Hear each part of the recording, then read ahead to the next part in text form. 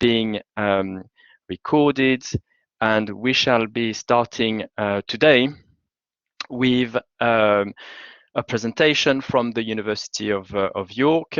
Then we will have 2 presentations from the University of Edinburgh with Paul Smith and Emma. Then we will have a break, followed at 10:45 by a longer session on students' virtual induction from the University of Derby.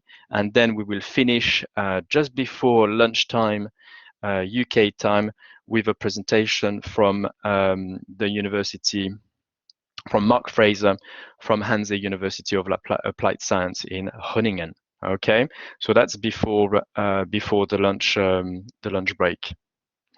So as we have, I think we have a number of people already who are joining, over 50 people who are joining. We still have a few people joining this room. I'm just aware of the time, and I'm going to let Emma and Richard, sorry, not Emma, Amy, Amy and Richard to share their presentation in order to start in a minute. So while Amy is sharing their slide, I'm going to present briefly Richard and Amy. So Richard is currently leading the strategic development of e-learning services as head of program design and learning technology at the University of York. He has been in the sector for the last for over 20 years. And his responsibility includes, of course, the virtual learning environment, lecture recording, e-assessment solution. And he also coordinates curriculum development for blended and fully online programs. So, and for those who are following, the kind of reports written, for example, by JISC, Richard always, feature prominently in this research. And Richard is supported by Amy, and many of us know Amy and really appreciate what she's doing for the community, because Amy is one of the 2 user group leaders of our MoCo group, our Mobile and Collaborate group, and the amount of resources that as the leader she's putting together in order to support this group and push really Blackboard in the right direction in terms of the development of our tools and technology. So Amy, thank you very much for presenting today. Amy is coming from a corporate background of IT security and compliance, but she works day-to-day supporting and training the university staff, and not just regarding Collaborate and Learn, but also Panopto, Canvas, and much more. So Amy and Richard, I'll give you the floor for the next 15 minutes, and we'll try to have a few minutes at the end of your presentation for question. If there aren't any question, we'll just make the most of this conversation until 9:25, but we'll have to stop on time at 9:25 to let people moving sessions or having a break. So over to you, Richard and Amy. Thanks very much, Hervé, for the wonderful introduction, and good morning, everyone. So Amy and I in this presentation, what we will do is just give you a snapshot of some of the pedagogic redesign work that's been going on over the past year, and particularly how our staff have been using Collaborate, and we'll touch on a few case studies around that. To start with, though, just a few words about our planning outlook. So at the start of this academic year, so if we think back to October last year, where were we? Well, our planning assumptions were that we would have sort of dislocated student communities, some online and some in person at York, so a dual delivery approach. And that doesn't mean a hybrid approach where we teach those audiences simultaneously, but instead we offer equitable alternatives, face-to-face and an online experience where appropriate. Some of the decisions we made there were pretty clear about how we were going to teach. No lectures at all, no face-to-face lectures, so rethinking about lecture material, that would have to be recorded, and staff needed to make provision for small group teaching. If that couldn't be done face-to-face in a socially distanced manner, then it would have to be offered equally online as well. And our staff were prepared to move online, which inevitably they had to do. And certainly with assessment, we made a clear decision to move away from closed examinations and to try and encourage more open types of assessment. But we've been on a journey, and I think we all have, haven't we?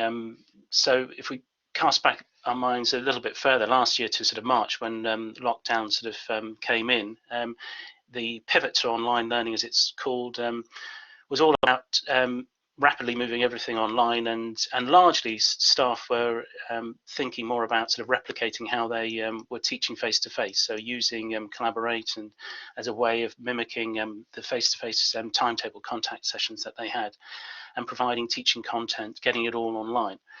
What we did over last summer was to work closely with our staff, run workshops, getting them to rethink, redesign their teaching so we could do more for this academic year.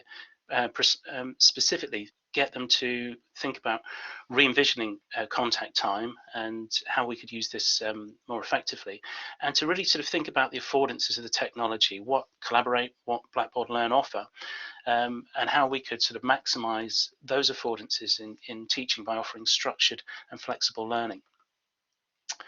And as we've gone, through the year, our staff and student course representatives, we've come together and we've had various touch points where we've reflected on what's working well and what's not. And what we've seen are sort of three key themes emerging around pedagogic design. The emphasis on flexible engagement has been really important in terms of thinking about how we can benefit the full range of learners. And then there's some basic things about how we present our content accessibly to students. And finally, we think about community and peer support. Social isolation has been a sort of big thing that has affected learners up and down the country. So building in opportunities for dialogue and community are really important. So how is that translated into actual sort of pedagogic redesign? I will hand over now to Amy to talk us through 3 case studies. Thank you, Richard. So I've only got about 10 minutes to talk about 3 case studies. So we're going to be brief, but if you're wanting to know more details about any of these, take a look at the link that I am popping in the chat now, and that will give you access to our slide deck. And if you look in the speaker notes, there's links to far more information. So apologies for the brevity here, but we have to keep things to schedule. Okay, so first example here. So we have a case study here from our Environment and Geography department. Now, each year they normally do a real in-person field trip to Tenerife, which sounds pretty glamorous, but obviously during COVID that just wasn't an option, and an alternative had to be found. So this whole module is kind of based around a research project, going to Tenerife, generating data, and then turning that into a project and a study. Obviously this year and during COVID, it's just not been an option. So there was a shift from going from this original Tenerife trip to instead doing a virtual research project around York pollution, which I know doesn't sound as glamorous, but had a lot of benefits to it. So originally the idea of the Tenerife trip, go and design an independent research project, associated hypotheses, and then you'd go out to Tenerife, an unfamiliar area, you put your study together, collect your data, analyze it, and go from there. But what we were moving to instead was a familiar research context of York, pre-generated data. So we've got data sets from the council, local experts, the university itself. And the students were going to take that and build a research project from there. So this kind of emphasized this connection between research and teaching, and allowed students to get to work with local resources and local contacts in the community. So we'll talk about the learning outcomes and learning objectives in a minute, but essentially they stayed largely the same, which I think was a feat in and of itself when you consider going from a Tenerife trip to one studying York. But say it has allowed a lot of interaction and a lot of communication with the local community. So we have a quick look at the learning outcomes. So a few of these, so it's largely the same, but we had a new one, which obviously had to stipulate you're going to look at pollution data from York rather than go to Tenerife. Sorry about that. There's a modified one of saying it's going to be an individual research project this time rather than the group one that normally occurs when they're in Tenerife. And then a final one of saying, wait, you're going to present, a 5-minute presentation on your research project in a virtual conference situation at the end of the week, which is a new element entirely to this project. But the rest of the learning outcomes remained the same. So very brief overview of kind of the structure of the week of this York pollution module. You can access the full agenda document should you wish from the slide deck, but essentially it was 6 days with a weekend in the middle. The first couple of days were students watching pre-recorded expert talks via Panopto. And then that was followed by live Q&A. And yes, big shout out, as Richard says in the chat, to James Udale, who is now at Durham, sadly, and no longer in our team, but he did great work supporting Alistair with this project. So yes, day 1 and 2, pre-recorded talks from Panopto, followed by live Q&A with the same speakers from those videos in Collaborate. So the students would watch these talks, then they were able to actually speak with the experts, ask questions, and start that kind of relationship with the expert speakers. Day 3, students were trained in using Collaborate by James himself in chat. Literally, there was some group work with the students, so they could look at the data sets, get their heads around the York data sets, and generate potential project ideas that they might want to follow up, again, all through Collaborate. And then they picked a project each individually and went off to work on that. Then there was a weekend, and then day 4 and 5, students could present project title, hypothesis, and approach to others. So they did a little snippet, a little taster of what they're planning. And then they proceeded to work on their own, but with various support sessions on actually how to present a research project and helping each other out with experts, with staff from the department, and with each other. And then day 6 with the virtual conference itself, with 5-minute presentations. So that's a very sort of high-level overview of this, but it was a very interesting development. I mean, the department have really found this beneficial. They are wanting to keep running this module this way when things go back to, quote, normal. They found it's been a stronger experience for the students. The students have fed back really positively, and they really, really like the experience of this getting to know local experts and so on. So interesting. Yes, pre-recorded talks were between 20 and 60 minutes, I think. But I think the 60 ones were rarer. But it's all mentioned in the agenda if you want to take a look, I believe. So yeah, it led to this fantastic sort of stronger experience, an authentic experience of talking to local experts and using data and doing something they might do in their local jobs. Okay, brief overview of case study number 1. Case study number 2 is from our York Management School, so thank you for Sinead McCotter for this one.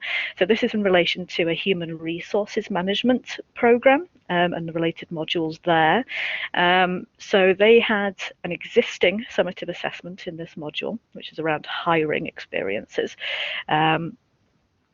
Students would work in a group face-to-face, and they would plan a recruitment and selection strategy of an appropriate candidate. So they have to generate a job description, competencies, they have to research interview methods for both the interviewers and for the interviewees, and they'd all work together for that and for generating CVs. So they worked, regardless of what role they'd have in the end, they worked together to research all of this and help each other out. And then at the end, they conducted the mock interview, and some of the students, so 4 of them, would be the interview panel, and then the remaining 1 or 2 would be the interviewees, the candidates, and they'd be interviewed one at a time. So this structure was taken as it was during COVID and just moved online. So they were doing exactly the same sort of things, but they were doing it through Collaborate rather than face-to-face. But this gave the students the benefit of getting closer to an authentic experience of getting used to what the management school described as a niche area, but I suspect it's going to get less niche, of hiring or being hired over the internet via video conferencing. So they got to deliver an interview and they got to be interviewed. And it generally gave them experiences and practice at using video conferencing software, which is, again, as we all know, quite a requirement for jobs these days. So it's good hands-on experience. So this is just a little example of an existing assessment that wasn't really changed much, but benefited greatly and has helped with the learning outcomes just purely by being online, because it gave that extra level of experience. And again, Sinead is looking to continue running this assessment in this way in the future post-COVID. So very basically, just a little overview of how things were set up. So with Collaborate, there was 1 Collaborate session per group. There was a practice space available in advance for the group, so they could go in at any time, get used to the tool, get used to the things available in Collaborate. The actual assessment sessions were attached to a separate Learn site, Blackboard Learn site, to the teaching material, and there were no students enrolled on that assessment site.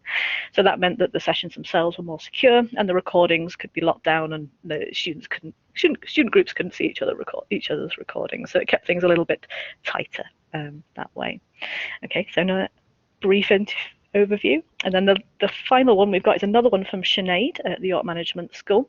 And this was creating a new summative assessment that embraced online. And this was in relation, again, to a human resources module. It was in relation to learning and development, so delivering learning and development sessions and materials and developing them. So pre-COVID, this module just had students generating 2 1,500-word essays. There was no practical assessment as part of the module. But due to the redesign during COVID, they brought in this completely new assessment around the online delivery of learning and development / learning and teaching materials. So students had to plan, design, deliver, evaluate, and record a 50-minute learning and development event. So they were presenting that to 4 to 6 external attendees. So they got to pick the externals, and these people that would do a similar role, let's say a learning and development training staff member to a corporate background, for example. So the students would go out, source the relevant externals, talk to them, approach them, get them to sign ethics forms, and they would coordinate all that element as well and get in these external attendees to present to. So again, there was a lot of benefits just purely from making this be online. So from a purely organizational one, they managed to actually have external attendees, which is a lot harder to organize face-to-face, particularly if your externals are not based in York. If you've got someone who, please, can you come up from London for an hour to listen to me present? It's less likely to happen than doing it online. Again, it provides actual hands-on, authentic experience in the area of online teaching and learning and development delivery. So these students are getting a hands-on experience of going, I'm going to train some people over the internet, and this is probably something that I'm going to have to do in the future as part of my job. And it generally, again, presented them with a hands-on experience of just trying out video conferencing, amongst other things. So the setup, again, very similar to the previous one. This was individual work rather than group work, so each student had their own Collaborate session. Again, the space was available in advance. The externals were joined the session via a guest link, so the student took charge of taking that guest link, sharing it with the externals, making sure the externals knew what they were doing, and the externals could join the test space in advance as well, so they could all get familiar. The session, again, the assessment session was attached to a separate Learn site to the teaching materials with no students enrolled for security purposes, so the recordings can be stored more securely and hidden from the public. So that is very much a whistle-stop tour of those three. I say there are further notes in the speaker notes. And before I pass back to Richard, I'm going to just quickly advertise that I'm part of the Mobile and Collaborate user group, as mentioned at the start, and we are actually running an event tomorrow. I've just popped in the chat around Collaborate and mobile and assessments. So if you want to learn more about this or ask follow-up questions and you don't get a chance to do today, come along to that event. It would be great to see you. Right, Richard, back to you. Thanks, Amy. I'll just wrap up. So what have been the enduring lessons learned from what we've done this year?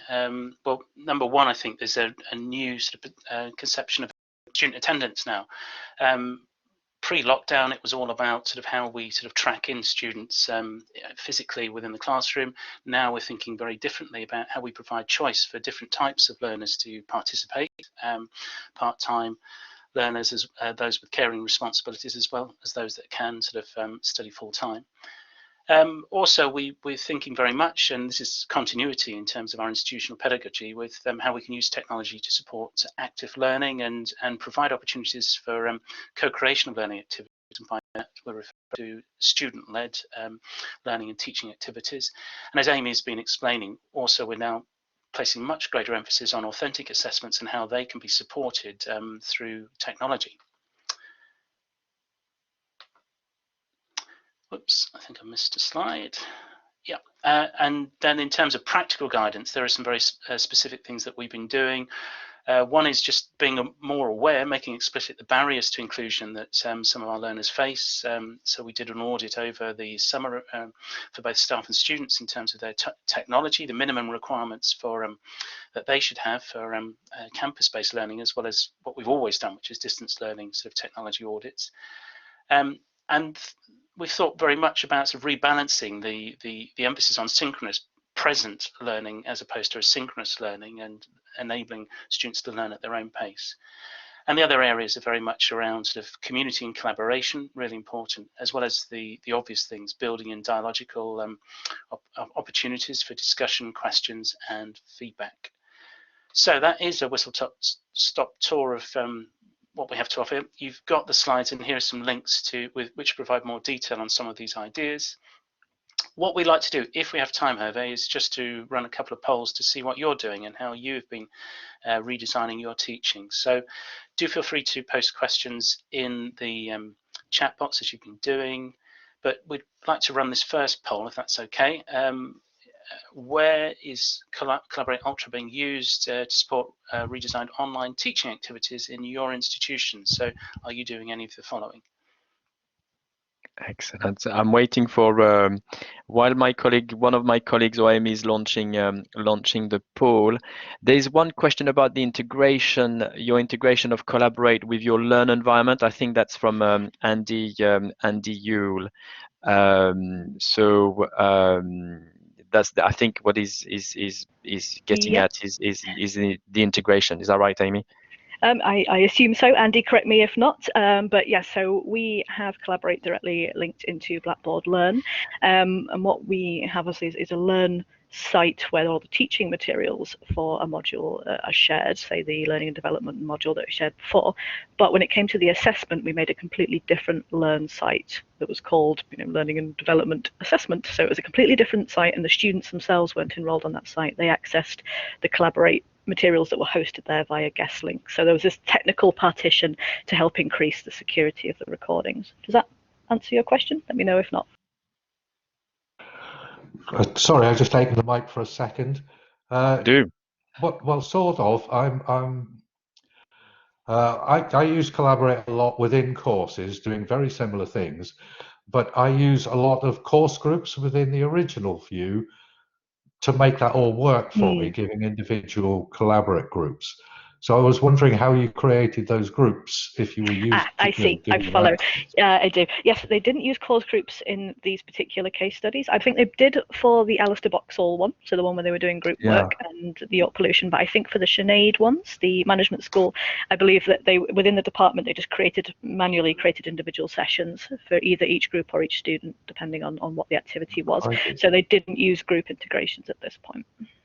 But in the geography one, they created, I believe, I need to double check, but I think they set up in the background individual groups per group of students for the initial support conversations, because they did work in groups initially, and so they gave them what they called breakout groups, but they weren't true breakout groups. So there was one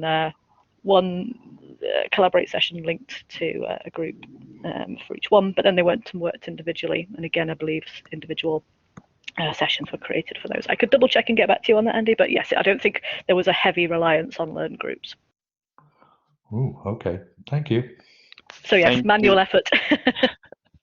Thank you, Amy. Thank you so much for this extended answer to Andy.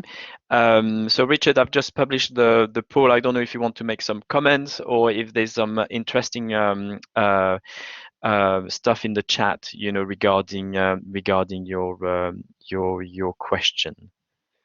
Well, it seems that a number of institutions are doing all of these different types of teaching interventions using Collaborate. So I think this is really promising in terms of sharing practice, and maybe Amy's shameless plug for her session tomorrow. There's an opportunity there maybe to share practice on some of these examples. So. Definitely. Thank you so much. I think we have to leave it here. We're just finishing on time. So Richard and Amy, thank you so much for this presentation. We've seen so much creativity. I love the case study one. The amount of creativity to turn a field trip to an exotic place to a field trip to another exotic place. There's lots to be gained by doing something locally, and it can work. And the issue of privacy, protecting privacy, that in the study case 2 and 3, and this is great to see, the extent to which you are going in order to make sure that data and privacy are kind of safeguarded and protected. So that was really, really interesting. So thank you very much. Thank you. We're having a little break now. I'm going to stop the recording.